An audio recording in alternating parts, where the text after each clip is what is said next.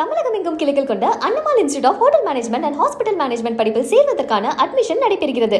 பல்வேறு கோரிக்கைகளை வலியுறுத்தி கோவை மாவட்ட ஆட்சியர் அலுவலகம் முன்பு ஒப்பந்த தூய்மை பணியாளர்கள் சாலை மறியலில் ஈடுபட்டுள்ளனர். இது குறித்த கூடுதல் விவரங்களை நமது செய்தியாளர் மாரியப்பன் வழங்கி கேட்கலாம். மாரியப்பன், தூய்மை பணியாளர்கள் சாலை மறியலில் ஈடுபட்டு வருகிறார்களே, மாவட்ட ஆட்சியர் அலுவலகத்தை முற்றுகையிட்டு இருக்கிறார்களே, அவர்களின் கோரிக்கைகள் என்னென்னவென்று முழுமையா பதிவு பண்ணுங்க.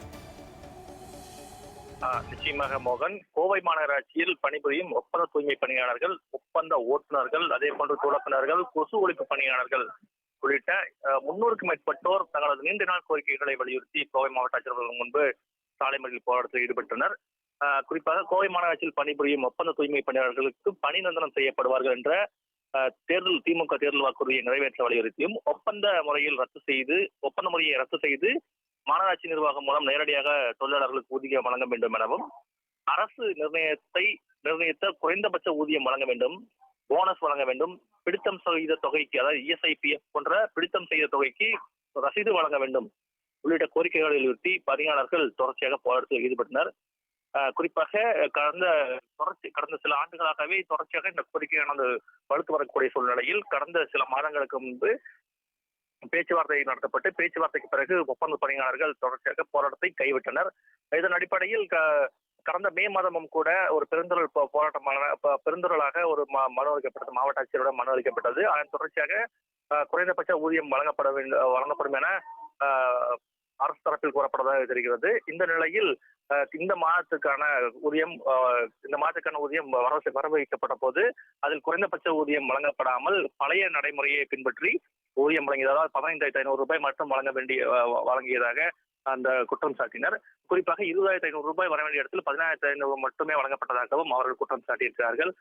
குறிப்பாக 786 ரூபாய் வழங்க வேண்டிய சம்பளமானது வழங்கப்படாமல் பழைய நடைமுறையை தொடர்வதாகவும், தாங்கள் ஏற்கனவே பல ஆண்டுகளாக கோரிக்கை வைத்தும் கூட இது தொடர்பாக அரசு செவிசாய்க்கவில்லை, அதே போன்று தமிழக அரசு அளித்த வாக்குறுதி நிறைவேற்றவில்லை என கூறி திடீரென சாலை மறியல் போராட்டத்தில் ஈடுபட்டனர். நேற்றைய தினமே மாவட்ட ஆட்சியர் அலுவலகம் முன்பு திரண்ட ஒப்பந்த தூய்மை பணியாளர்கள் தங்களது கோரிக்கைகளை வலியுறுத்தி கோஷங்களை எழுப்பினார்கள். இதனையடுத்து நேற்று மாலை பேச்சுவார்த்தை நடத்தப்பட்டது. அந்த பேச்சுவார்த்தையும் தோல்வியடைந்த சூழ்நிலையில் இன்று காலை ஒப்பந்த தூய்மை பணியாளர்கள், அதே போன்ற ஓட்டுநர்கள், கொசு ஒழிப்பு பணியாளர்கள் உள்ளிட்ட பலரும் கிட்டத்தட்ட 300க்கும் மேற்பட்டோர் கோவை மாவட்ட ஆட்சியர் முன்பு மறியல் போராட்டத்தில் ஈடுபட்டனர். இதன் காரணமாக ஸ்டேட் பேங்க் சாலையில் முழுவதும் போக்குவரத்தானது பாதிக்கப்பட்டனர். இந்த ஆர்ப்பாட்டத்தின் போது அரசுக்கு எதிராகவும் கோவை மாநகராட்சிக்கு எதிராகவும் தொடர்ச்சியாக கண்டன கோஷங்களை எழுப்பியதோடு தங்களது கோரிக்கைகளை உடனடியாக நிறைவேற்ற வேண்டும் என அவர்கள் வலியுறுத்தினர்.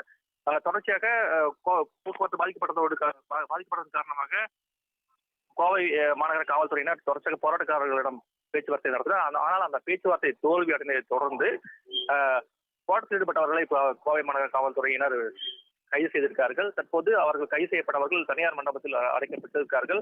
தங்களது குறைந்தபட்ச ஊதியம் வழங்க வேண்டும் உள்ளிட்ட முக்கியமான கோரிக்கைகளை நிறைவேற்றவில்லை என்றால் தங்களது போராட்டம் தொடரும் என அவர்கள் தெரிவித்திருக்கிறார்கள். இந்த போராட்டம் காரணமாக கோவை மாவட்ட ஆட்சியர் அலுவலகம் முன்பு ஒரு பரபரப்பான சூழல் நிலவியது.